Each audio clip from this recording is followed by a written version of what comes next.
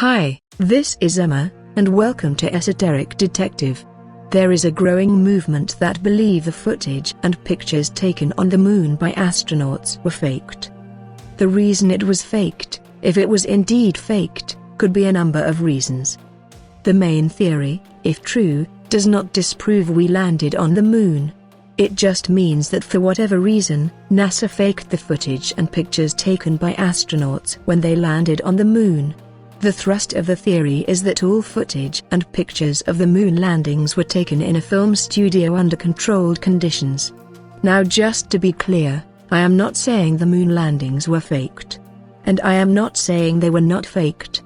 I am just providing what I think are some interesting anomalies in the lunar film and footage.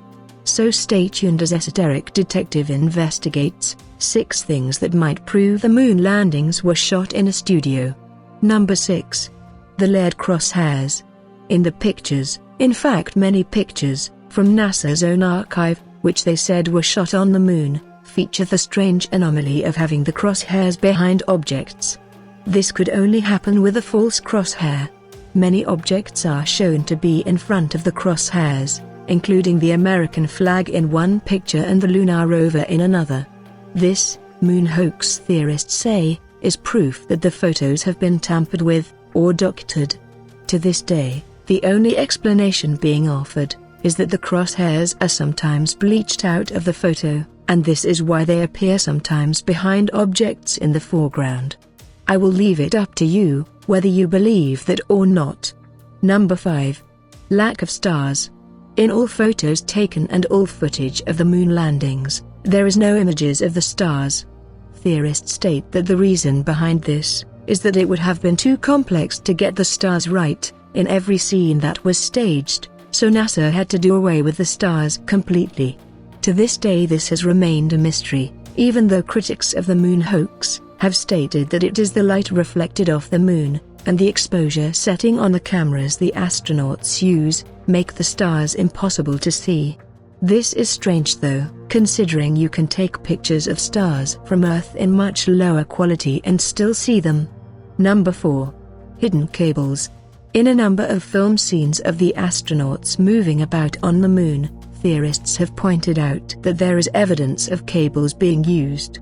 That is, the same cables used to adjust the gravity of the performers. In one such piece of footage, we can see an astronaut jumping about the lunar surface. But if we look carefully, theorists claim you can see what looks like a reflection on a wire. Take a look. Do you see evidence of a wire?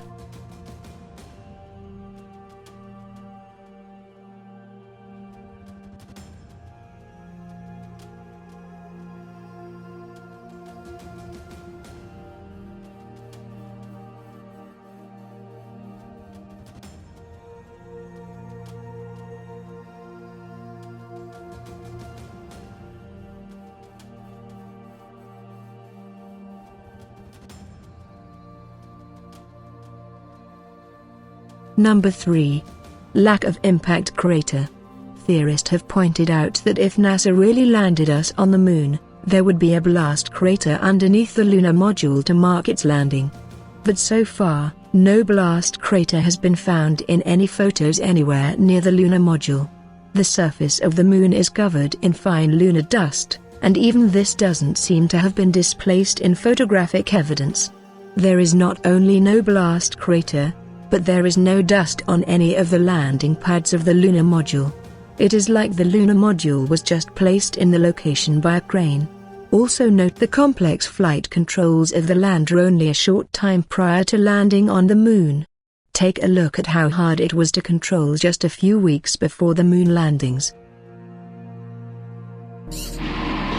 Just months before this historic landing, a prototype LEM was flight tested at Ellington Air Force Base. While NASA cameras record the test flight, Neil Armstrong struggles to control the unwieldy craft. Then, at approximately 300 feet, the lander flies wildly out of control. At the last second, Armstrong ejects.